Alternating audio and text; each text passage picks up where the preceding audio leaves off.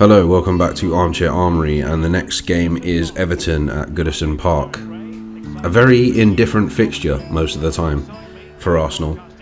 In fact, sometimes almost forgettable. I only have really three memories of Everton, or three memories of Everton games against Arsenal that stick out. Obviously, when Wayne Rooney burst onto the scene in 2003, when he scored that wonder goal from outside the box against David Seaman. Then I think it was 2000 and when must have it have been? Maybe 2005 or 2006 when we beat them 7-0 at Highbury. We beat them 7-0 at Highbury. So, and then my final memory, I was at a work Christmas party, I believe, or a work night out or something like that, and we were playing Everton at Goodison Park in the evening, and we were 2-1 down just before the end of the game.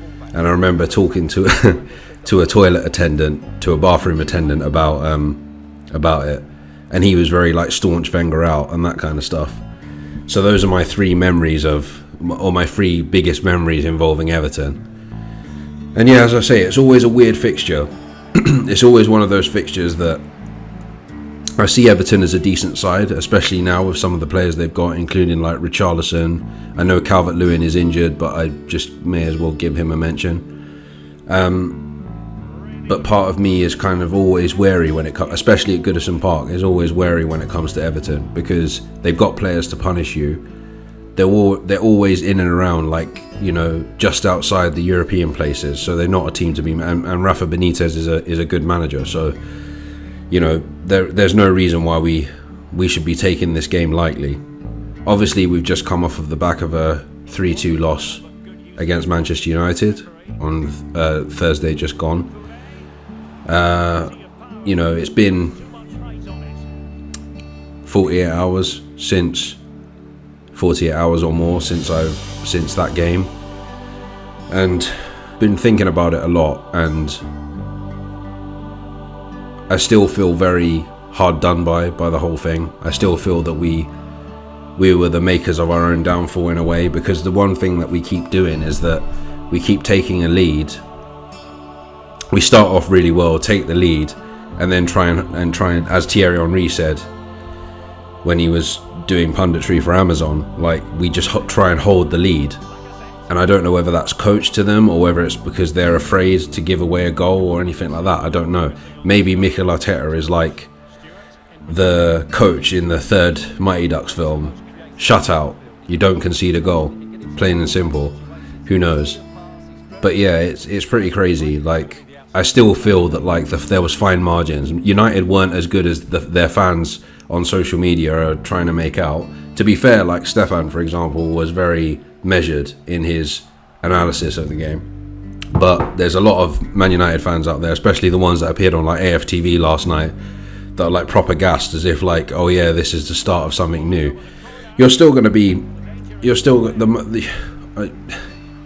Unless they go on a mad run, they're not going to finish in the top four. They might do, who knows. But they only beat us by one goal, and it was by our own doing. If Ødegaard doesn't give away that penalty, we leave there with a point, in my opinion. So, yeah, we just have to move on and focus on Everton now. And I think we have a good chance to get against Everton. Our record against them is pretty good. I think, if I remember correctly, let me just look, because I actually can't remember off the top of my head last season's fixtures. Oh, we lost to them twice last season in the league. Lost to them 1-0 at the Emirates and 2-1 at Goodison Park. So last season our record against them hasn't been great, basically. So yeah, we'll just have to see. Like, I think we can win this game, and I think it would be imperative that we use this game to bounce back from losing to Man United. And like I said, I don't think there's anything to hold our heads in shame about, because I felt we were very competitive in that game against United. It's just individual errors, and that both led to goals and led to stuff is what what caused us to lose essentially. But I think Everton is going to be a difficult game because they're going through a rough patch in themselves, and there's a possibility. I heard someone say this the other day, which I kind of agree with, that if it doesn't go well for Everton, Rafa could be out of a job. So it's one of those things as well. Yeah, it's going to be tough regardless, and I think we have a good chance. My advice would just be to again use this to bounce back. The next games that we've got between now and the end of the year. So after Everton, we've got Southampton at home, West Ham at home, Leeds away, Norwich away, Wolves at home, and then New Year's Day we've got Man City at home. Now, in between that, obviously we've got Sunderland in the Carabao Cup as well in the quarter-final. But in terms of the league, so they're all winnable games. I think Southampton, we're probably the favourites there. Everton, it's hard to say. West Ham have been playing well, although they've dropped points a couple of times recently, so potentially it's at home as well, so maybe. Leeds at Ellen Road, they're not the same Leeds that they were, 10-15 years ago. So I think that's a winnable game. I think Norwich is a winnable game because Norwich are awful at the moment. Wolves at the Emirates, maybe if it was at Molineux I might be a bit more sceptical, but I think they're all winnable games. Man City, we kind of take that as I know this is a word that we're not allowed to use, but yeah, free hit. It's definitely a winnable period for us now, and we've just got to take the ball by the horns and try and move on from losing the game against Man United. Technically we've only lost, I think, twice in 13 games, so that's not too bad. Yes, we've lost games, but it's not too bad in general. That's if we can push on from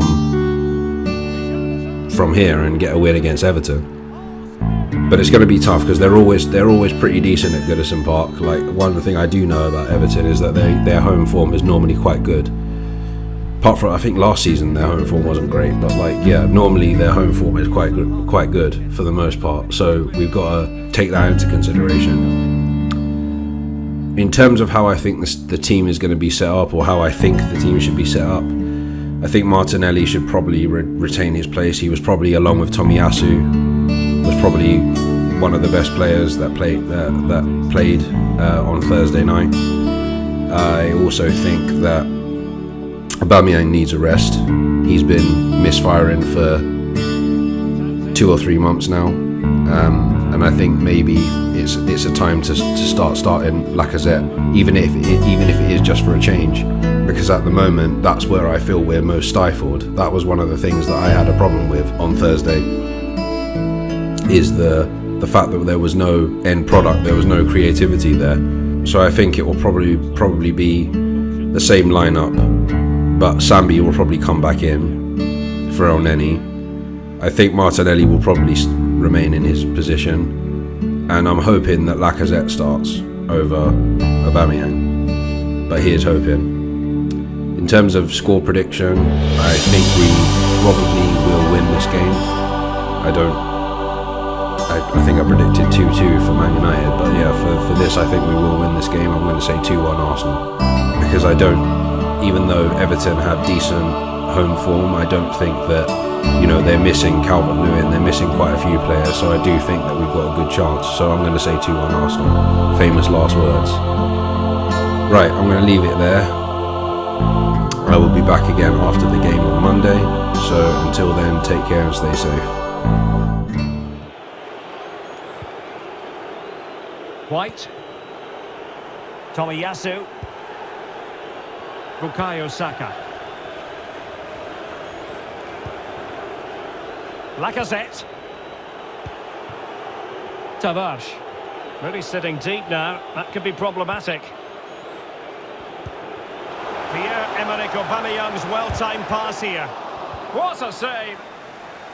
Not a touch off the defender last of all, so a corner.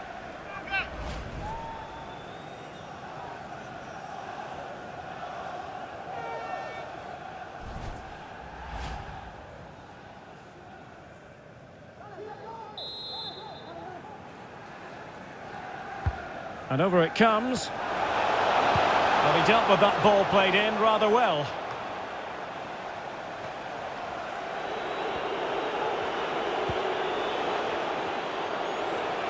Advantage, Arsenal. Can he put them in front? Save, but still a chance. That is that for the first half here. Well, he's been the standout for his side so far, don't you think, Stuart? Well, he's certainly got his team back into this game with that goal, because up to that point, they hadn't played particularly well. I think he's had a decent first half, but he'll be looking to build on his goal in the second 45.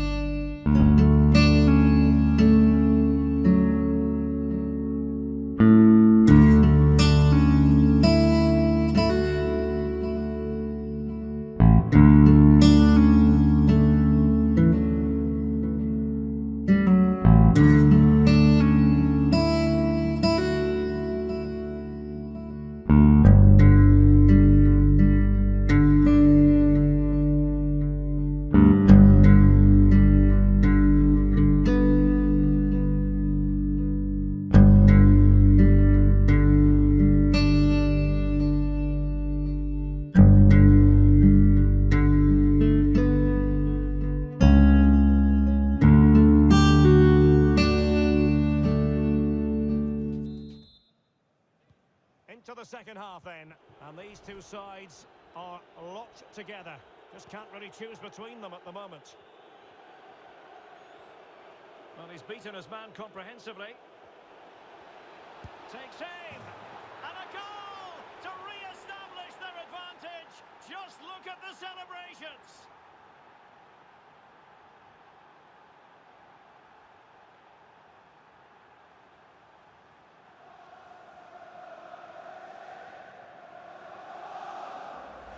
Here's the replay. Watch how he goes past his man with such ease, and it's just a change of pace. But there's still plenty to do from here.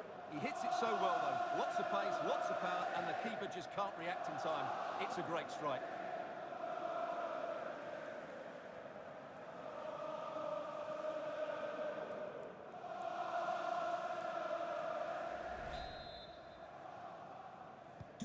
Everton, having shipped a goal, now have work to do going forward. And the referee is quite rightly letting it go. But play is halted this time. Free kick.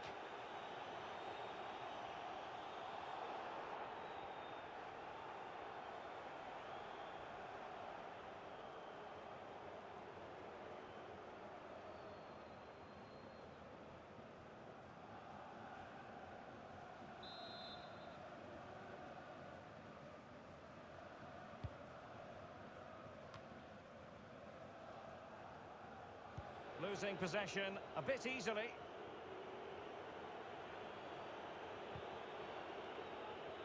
And after that fantastic effort, it's gone out for a throw-in.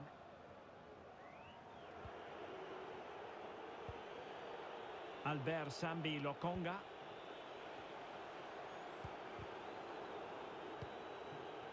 Thomas now. Lacazette.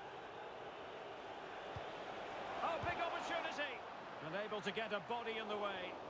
And the keeper there to make sure nothing untoward happened.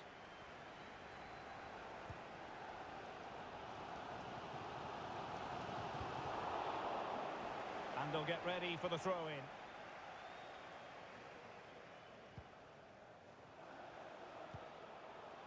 Doucouré.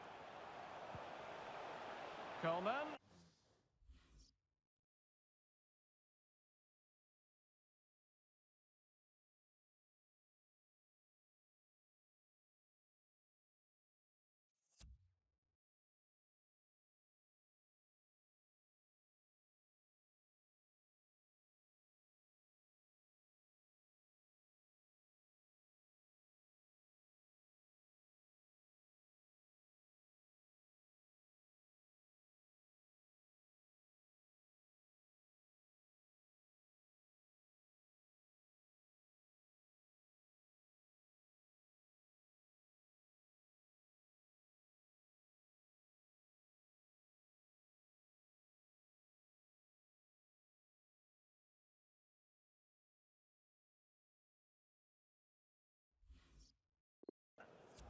And a good-looking ball. Oh, tremendous header that time. But the goalkeeper was there. Well, can they draw level here? The crowd certainly think so.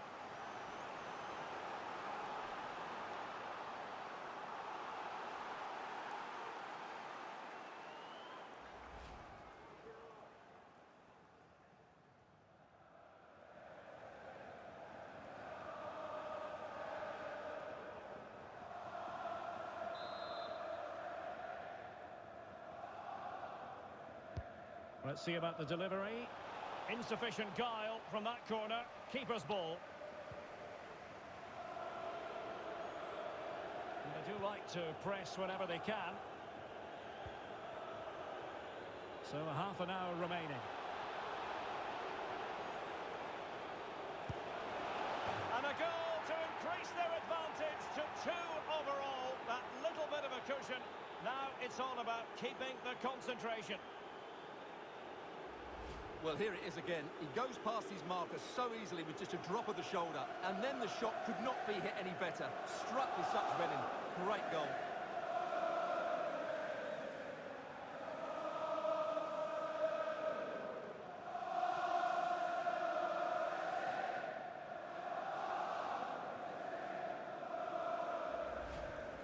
Well, they've decided to make a change.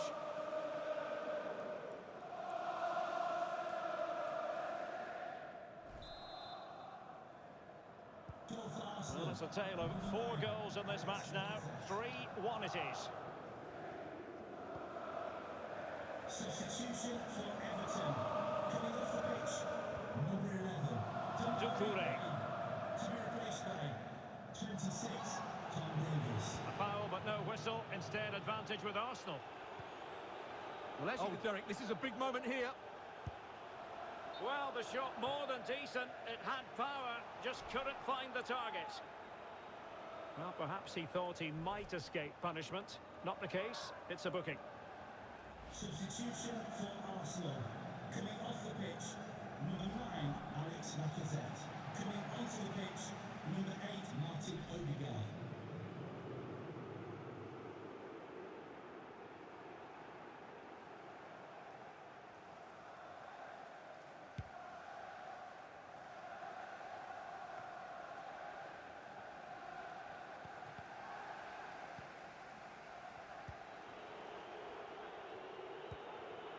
Bukayo Saka. Everton with the ball again. Calvert-Lewin. Through ball attempted, but completely overhit.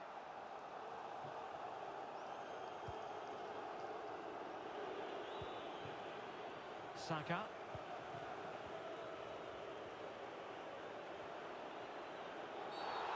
Was it the denial of a clear goal-scoring opportunity? If so, he's off.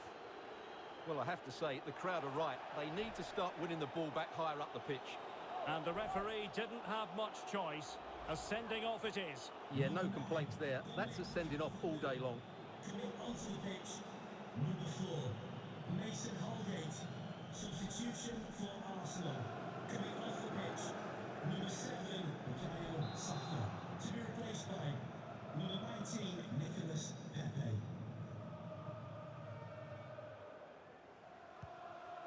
Nuno Tavares. Pepe. In it goes! But it will not stand. Offside, Stuart. Well, it looked close, didn't it? He certainly thought so. He's making that clear to the linesman now.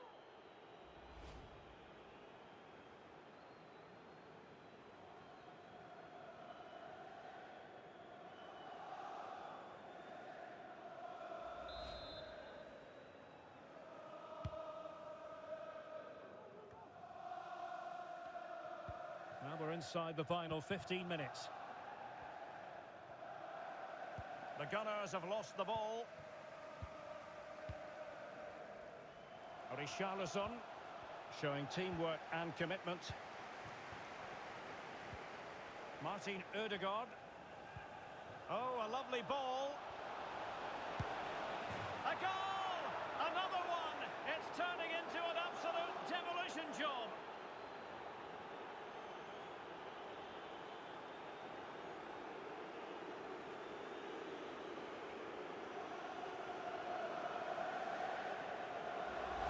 Well, here it is again. It was a good finish, but the keeper has to do better at his near post. He was beaten far too easily on that occasion.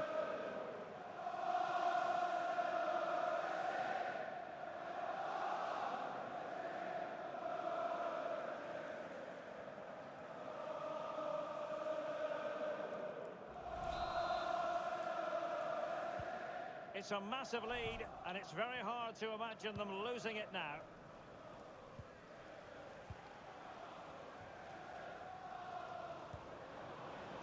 Lucadinha. Townsend. Arsenal have it back.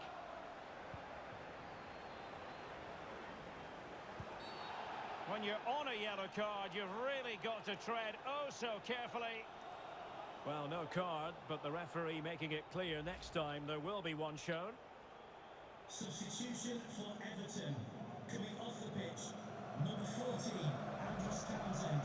Substitution time it is here. Number 21, Andre Gomez.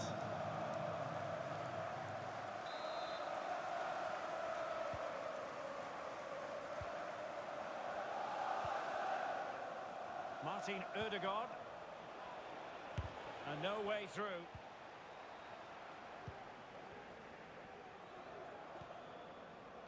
Doucouré. Doucouré.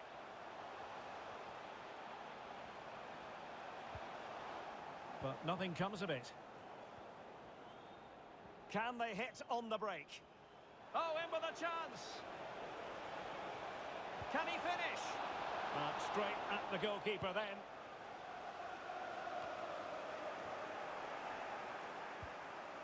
And a strong tackle. Lucadinha.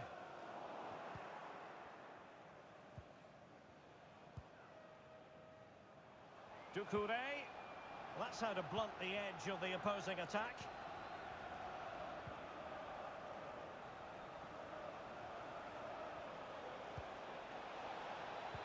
Can he finish this? A goal! An exceptional performance this. 4 to the good now.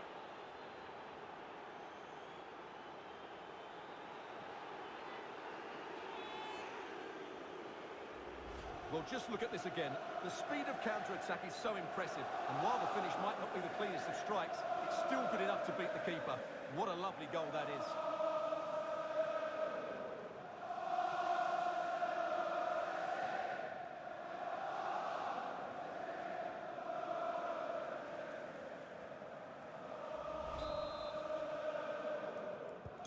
A lot of goals. 5-1 it is.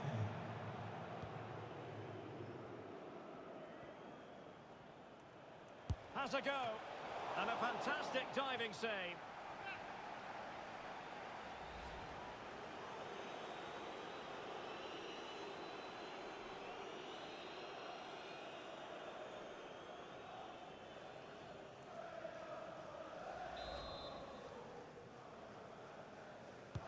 Trying to deliver it accurately.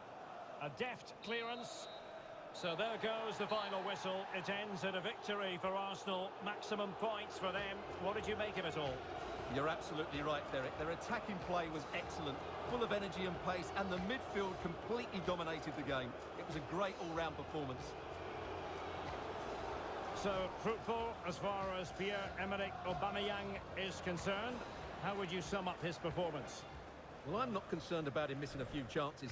The main thing is he kept on getting into the right areas, and he scored a very good goal as well.